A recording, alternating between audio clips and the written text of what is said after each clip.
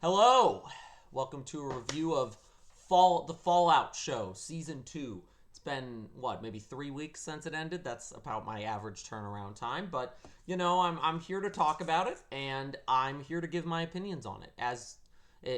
If you haven't watched the Fallout season 1 review, I mean, you don't need to go back and watch it, but if you want to, you can. Basically, I really enjoyed the show, and I did not come from a place of Fallout fan knowledge. I've always been very into the world of Fallout, but I never got into the games. I'm trying to get into New Vegas now. Honestly, it's been kind of rough playing it. It's at this point an older game, and it's got some jank to it, and I'm not very good at it. But it's really cool. I mean, that's a whole different discussion, though. The reason I mention it is that season 2 has a lot, well, not a lot, but New Vegas is a significant location in season 2. It's kind of the centerpiece of season 2, at least for fans. Like if you're a fan of the game, if you're in the opposite position of me and you're a fan of the games but you haven't watched the show, this is meant to be the like, all right, we're gonna hook you in with New Vegas stuff, and they did. I mean, I assume they did. I have at least one friend who actually just skipped season 1 and went straight to watching season 2 because he's a New Vegas fan, which is crazy. But I mean, you do you, man. But yeah, the second season definitely is more of what I loved from the first season. It's a little bit messier than the first season.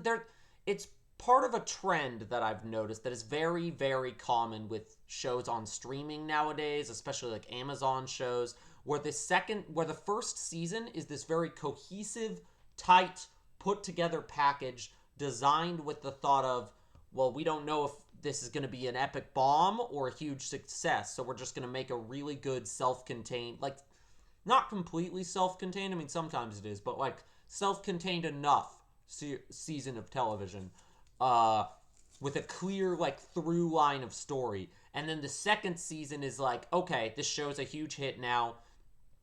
We're almost certainly gonna get another season out of this unless it really bombs. So we're just gonna we're gonna narratively be a little more loose with it, yeah, a little more telling disconnect, a little more disconnected, a little more willing to leave things unresolved. And this season definitely has that effect, but and like I guess for that reason, I'd say it's maybe a little bit of a downgrade from season 1, but it's far less than some other shows I've watched that have had this problem. And it's barely even a problem in my opinion. It and I think they make up for it. They make up for what is lost in quality by to dumb it down, there's a lot of hype moments and aura. New Vegas brings about a lot of hype moments and aura. And not just for the ghoul. Season 1, it's like the ghoul was this fascinating character who was able to both be really deep and complex and have this like really interesting narrative route, and also just aura farm the shit out of everyone. Like, just be the coolest person in the room at any time. And now we see a bit more of his humanity. So he actually does a bit less like, season 1, he's this sort of maybe villain character, and every scene that he's in, he's bringing that sort of intimidating, cool guy, like his presence. Here he's he's working with Lucy and he's embracing his humanity a little bit more, and they continue to do really interesting stuff with him, but he's not being as cool. It's more just like, okay, here, like, he's just a great character with a great story. uh but the other characters pick up the slack. That's what it's first season is just the ghoul's like up here, everybody else, ghoul up here, Lucy here, everybody else like down here. And I would honestly, it's a wider gap, but I can only show so much on I'm limited to the space of the box that my face is in on the webcam to visually demonstrate this. But then season 2, it's a lot more like the ghoul is still up here, it's still the most interesting part. but everybody else is kind of like here, and then maybe the stuff in the vault's like down here. It's a lot more evenly spread in terms of quality.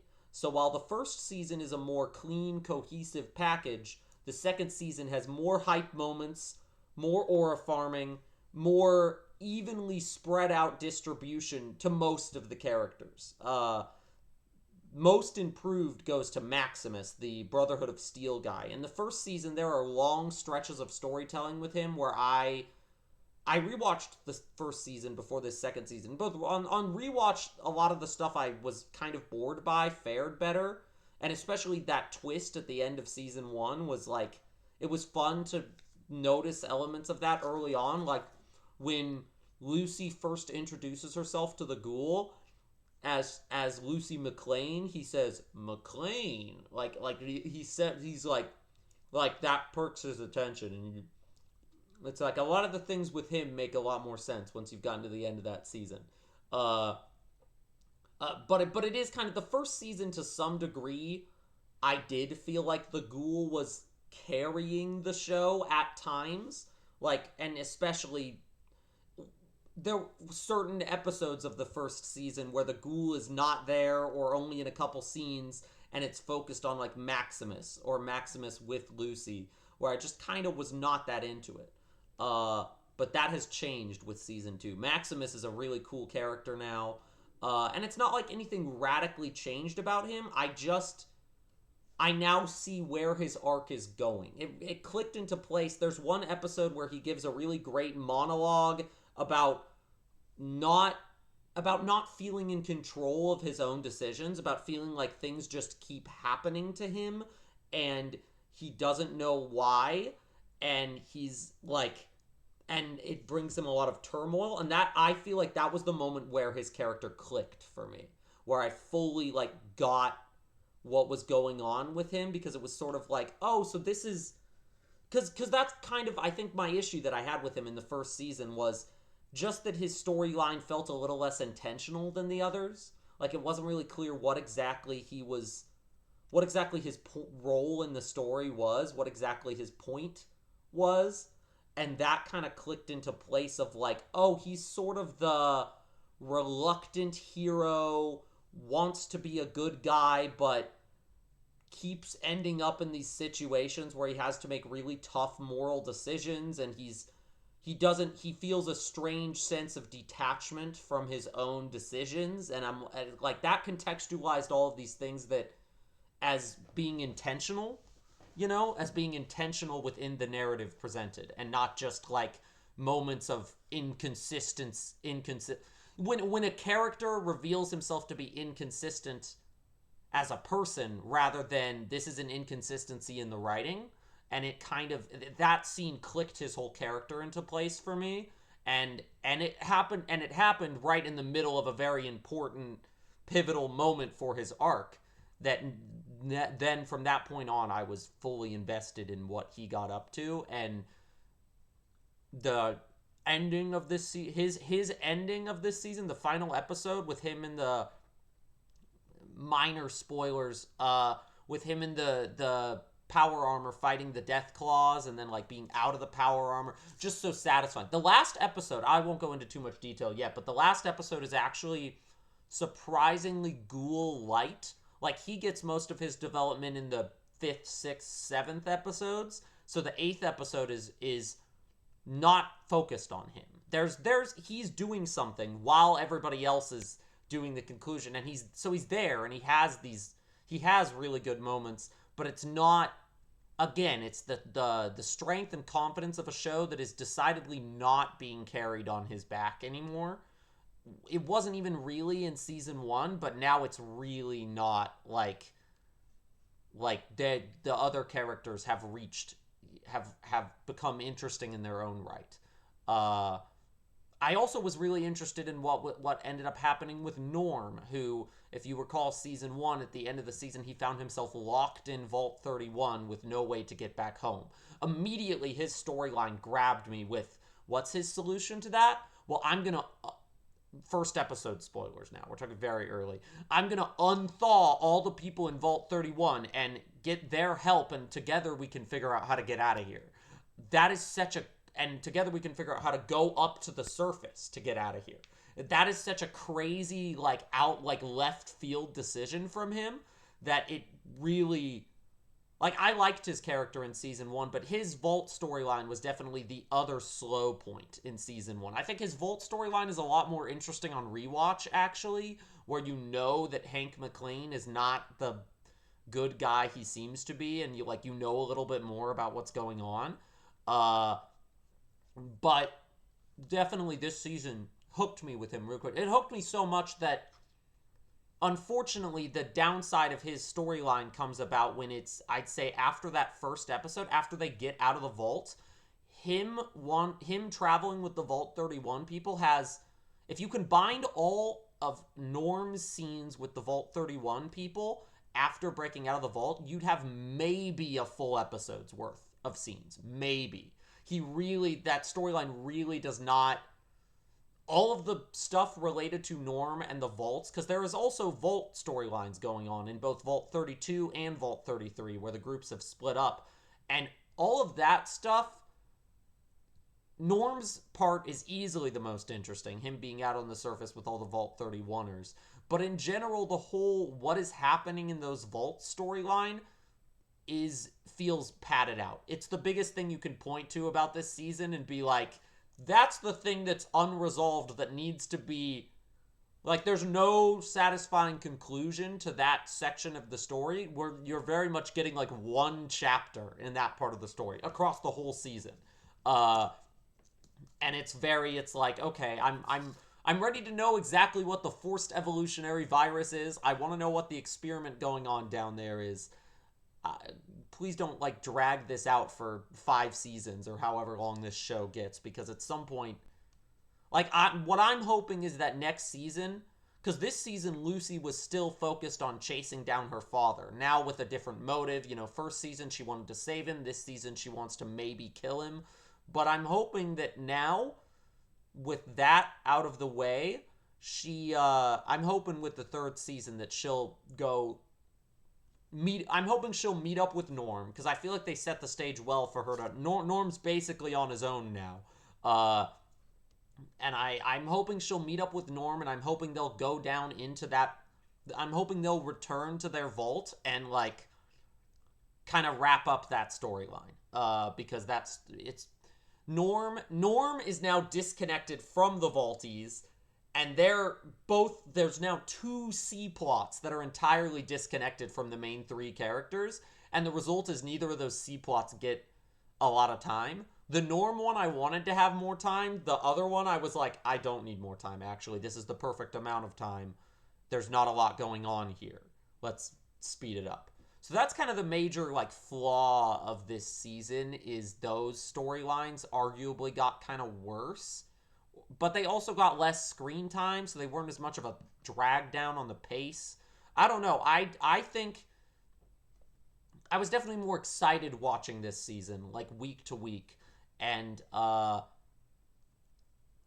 intrigued by everything that was going on, and not just what the Ghoul and maybe Lucy are up to. Like, what is Hank McClane doing in the vaults under New Vegas? Or not the vaults, the research areas under New Vegas? What's going on in the past with the cold fusion? What's going on with Mr. House? Mr. House was done super well. I mean, again, I don't really have a frame of reference from New Vegas, but just from the little frame of reference I do have, Justin Theroux really, like, nailed that character. I mean, the voice, like, he got it right. And I also like deferring to Fallout fans on that point. I've seen various Fallout fans getting, like, snippy about inconsistencies in lore and world building that they don't like the show for.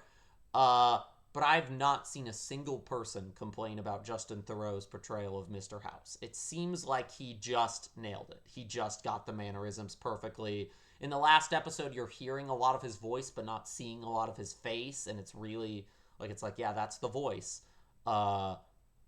Just really well done. Everything related to that. The way they kind of sprinkled in fan service. Like, he is not... They don't go to New Vegas and then Mr. House takes over the whole plot. He's kind of just a player in the larger game happening. And that is consistent with all of the sort of fan servicey stuff. The NCR, the Legion, the Death Claws, the seeding of the Enclave as a plot development. They're not such like I can tease this stuff here without spoiling all of it because it's not the story is still focused on the core cast of characters that I now like know and love. And I think that is the thing that season two, in addition to my sort of funny comment about hype moments and aura, the character work here is just really strong. The whole Kyle MacLachlan as Hank and his whole dynamic with Lucy is just it's so like it's such good acting scenes. The ghoul continuing to flash back and forth between Cooper Howard and the ghoul moments. So the wonderful scene right after he meets Mr. House in the past where he gets in the elevator and it's jump cutting between the two. And that's so good. Like, and then of course the Maximus stuff that I already mentioned where it's like his character really came into place for me. Norm was really good with what limited amount of time he got. He makes a new friend, and that's a sort of interesting new character too. There's new sort of antagonists and new all the new characters set up as important land. It's just really good. It's still like first season was like if I had to give them a rating, the first season's probably a 9 out of 10 and the second season is still a 9 out of 10. Like the drop is so small that it's only worth mentioning in the context of needing a negative thing to say to flesh out a review, to be honest.